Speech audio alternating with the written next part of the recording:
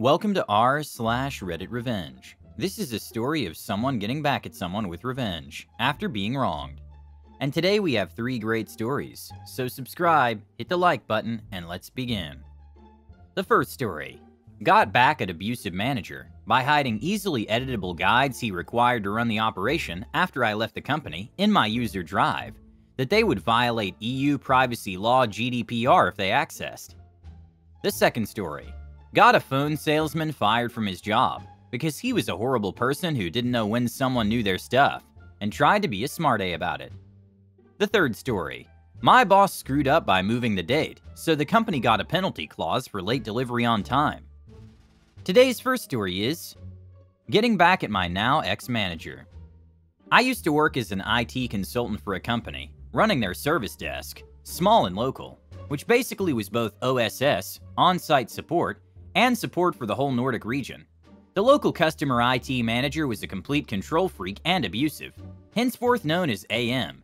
He'd be about the smallest thing he could find in the contract, and could seriously send an official mail about a phone ringing on too high volume. This goes on for 4 years. Anyway, new CIO in the mother company in another European country, and he decides, as many new top-tier managers, that everything has to be redone, and tears up the freshly signed contract with us, less than 6 months old, saying everything will be handled in-house. I get offered a job as the sole IT tech support, and I will get whatever support I need from central IT. Seeing as jobs are hard to come by here, I accepted and somehow managed to get a pay raise as well as less responsibility. Only problem is AM, which now is not my boss, but still has enough local pull to act as one. My real boss is in central IT. Sometimes they'd give conflicting orders, and when I'd ask AM whose order to follow, he'd just get a smug smile and say, whomever you're most loyal to. Granted, I was not loyal to either since my European boss was a drama queen, with no real idea what was going on in my region, and AM was, well, abusive. Fast forward 3 years, and I managed to land a great job in another company. I don't tell AM, but go directly to HR, hand in my resignation and wait for AM to find out. It takes a day or two, then AM shows up in my doorstep, a bit flabbergasted that I'm quitting.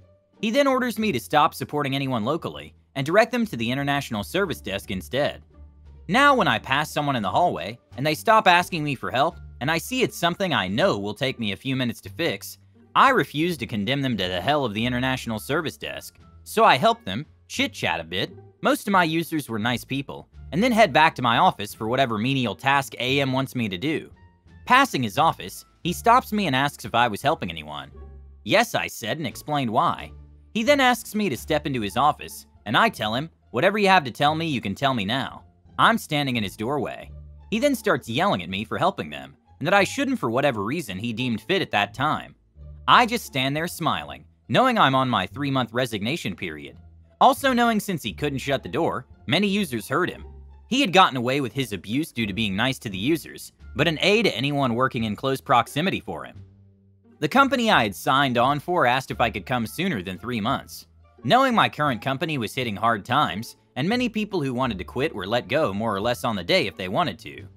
AM, being the petty a-hole he is, and for no good reason since I was not allowed to help the users, denied this to me and kept me the full 3 months. When I found this out, I formed my plan. I also stopped doing things that were outside of work hours, for example if the AC in the server room gave up. It was my job to go back to the office to start the emergency AC, set it up for drainage, etc., etc. This happened during my 3-month notice period. AM called me just as I got home from the 1-hour single-way commute to tell me, you have to go back. I simply said, no, I don't. So you refuse? Yes. He hung up on me, and I learned he went on his way. By this time I was like, what are you gonna do, fire me? Now for my plan. You see, it was my job to train regular users to take over some of my work, like administrating the access cards for the doors, with a program that was so not user-friendly that anyone but an IT professional would be struggling, or checking on the server room for cooling or being the eyes and hands of central IT if something happened. For these jobs, I created elaborate instructions with as few words as possible, and as many images as possible due to my users being nice, but complete IT illiterates. GDPR, General Data Protection Regulation, and EU Data Privacy Regulation, being fairly new at this point, required that if the company wanted to access my user drive after I quit, they need my written permission or the written permission of the CIO, stating an extraordinary circumstance, and as I was a lowly IT tech, that would never reach his desk. Both of these ingredients went into my petty revenge. From that specific point when my early quitting was denied, every time AM was abusive, I'd take the editable Word document for one instruction and put it on my user drive, leaving only the PDF file for AM. AM was not very computer literate either, so I was counting on his incompetence of not knowing that you can use Word to edit PDFs. It was fairly new back in 2016 if I recall correctly. AM also went on vacation as my time was nearing its end, and HR couldn't care less if I signed. So I left the company, no approval signed for my user drive, and there was around 13 out of a total of 20 documents stored there by the time I left. As icing on the cake, I heard the AC give up the very next week after I left, and AM had to go down after work hours to do local IT job, which would normally have been my job. The next story is my fun with a phone salesman. This story happened around June or July, and I was getting a new phone with my dad. We went to a nearby shopping center where we went into my phone's network store to talk about upgrading my phone. Context here, both my dad and I are good with technology, and always do our research before buying stuff to do with computers. I had also been with said phone company for around 8 years, and had relatively little problems with them. So we found a salesman and spoke to him about upgrading my phone. I had an iPhone 5S and was wanting either a 6S Plus or a 7. After a few minutes it appeared that the salesman, let's call him Paul, was trying to rip us off some money, so he looked good in front of his manager and got a raise. He started saying that because I was finishing my contract early, I had to pay a £100 fine, plus whatever's left on my contract to pay. 3 months or so, around £70 in total. We said that's not true, and showed him emails we had been sent, and both saved, to disprove what he said. He then said forget it, and we moved on to getting the phone. I was more looking to the 7, but wasn't really bothered by which one I got. He then started saying I should go for the iPhone X, as it is a great phone for young people, and get shut down immediately by my dad, who said it was out of budget, and we're just looking for the 7, to which he tried to argue but gave up. This is where the fun begins, because he then starts to show us offers for the 7, ones which I had already seen on said network's website before. I said to him I've seen these, and seen better deals on comparison websites to what he was offering us. He straight up told me that it was complete BS, and that the comparison sites were trying to undercut them. Note, I'm an 18-year-old, so swearing wasn't an issue for my dad, and myself, but just caught us off guard at how he used it. He then decided to leave us for 2 minutes, and when he came back he said he had spoken to his manager, and said that the deals he had shown us in store were no longer available, and that we would have to pay more to get less, due to it being a system error or a typo. He gradually became ruder and ruder to us once he had realized that we knew we could get it cheaper elsewhere, and so he started ignoring us, replying to text messages from who appeared to be his partner, and genuinely wasn't pleasant to my dad and I. So my dad and I had it, and left the store with him shouting to us as we were leaving that we won't find better deals elsewhere. We then went into said phone comparison website store, and explained that we were looking for an iPhone 7. This salesman gives us a better deal than we were expecting for a cheaper price, with faster speeds on a better network. Perfect. Now me being a little brat, walked past the original store waving the new phone as I walked past, and smiling at Paul, who looked confused at first, then very angry.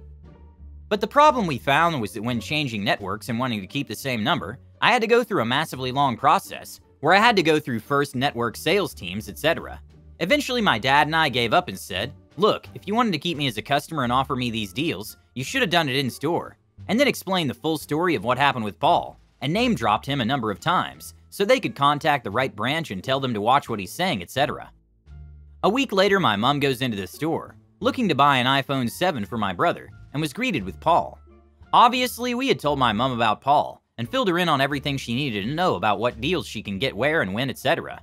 She said to Paul that she had looked online, and instantly, Paul, remembering what happened the week before, said that he can offer a better deal than what was being advertised online and in other stores, to which my mom just straight up walked out of the store, and said that he didn't offer that to her husband and son last week. Also, side note, I told my friends about this at school. They started playing around with Paul, saying that they want a new iPhone 7, and saying that they've seen online deals for cheaper, etc. And it got to the point where his manager came out at perfect timing from the storage room to Paul shouting at one of my friends, saying that he's gonna kill the next one who does it, and he's not afraid to find out all of our information and post it online. He then got fired instantly on the spot by the manager, who then apologized to my friends for his behavior. The last story is, never let an idiot see things half done. In a contract database management job, I once had. I inherited a database that needed to be transferred into our system. The process is straightforward but lengthy. First, you verify the data is valid. This can be a long process. Next, you sanitize the data in case you have oddities that the new database cannot handle, like unprintable characters in the text. It is surprising the damage that a TM trademark symbol can do to a text-only database that's not set up properly. Then you move the data into your new format, sort out column mapping, etc., check and upload. I estimated that I would need a month to do the work, possibly 6 weeks once I got into the details, and so I started. My boss did love a metric, so I had to post daily updates of the progress in a spreadsheet, with lovely charts and graphs. Pretty simple to do, a quick Excel spreadsheet and some pretty shiny things to keep him amused. At this point, I should point out that my boss was quite an aggressive manager. Not violent aggressive, but he was young, and had his eye on higher things. He would set tight targets and railroad people into meeting them often, making them work long hours. As a contractor, my hours were fixed, so this was not an issue for me. He was all razzle-dazzle style and zero substance. No technical ability, and was basically a bullying used car / double glazing salesman with a recent management degree. A lot of the data checking and correcting could be done automatically, or at least semi-automatically. Things like verifying that imported data conforms to our fixed lists like supplier names, or security classifications, etc. Those are quick and easy. Verifying and changing certain codes was a simple matter of lookup tables, or a little bit of SQL, to extract the data we needed from a field in our format. Verifying and correcting the data format, e.g. date format or text links, etc., is automatic as well, but then you get to the fiddly bits that take ages to do. Some of the data needs to be checked offline, potentially by looking up documentation and manuals. It is the Pareto principle. 90% of the work takes 10% of the effort, and the remaining 10% takes 90% of the time, effort, and stress. Well, I went for the low-hanging fruit, and smashed 90% of the data in the first couple of days, all the automatic stuff. At this point, I know that I should have managed my manager better, but I was target-focused on the database. He managed to slip the leash and tell the customer that it was almost done, and set a delivery date 3 weeks early to qualify for a performance bonus. I was a contractor, so I didn't qualify for any bonus. I found out via back channels that he had shifted the date, and I could have said something, but I knew it would take 4 weeks, so I just carried on and said nothing. By day 3, he noted that my daily rate, measured by data fields verified, had crashed. I was done with auto-checking, and was on to manual checking. His first move was to demand that I stay late. I had a clause in my contract regarding my rate increase if I was asked to work more than 40 hours in the week, and it required senior management approval and a large rate hike for me. Day 4, he was sweating. Day 5, he was yelling at everyone. He had screwed up by shifting the date, because it took just under 4 weeks to complete, and by moving the date to the left, he had made a contract change so that we were now technically 3 weeks late on a 1-week project, instead of just under time on a 4-week project, but not under time enough for him to qualify for a bonus. We had a flexible contract that could be changed if both parties agreed. Shifting to the left was simple. Both parties agreed, but the customer did not agree to moving it back to the original date.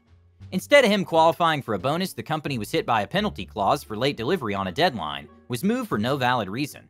Senior management descended like a ton of bricks, and he was moved to a different part of the company. I escaped the flak, and we got a new, better manager. Thank you for your likes, comments, and subscriptions. I really appreciate it.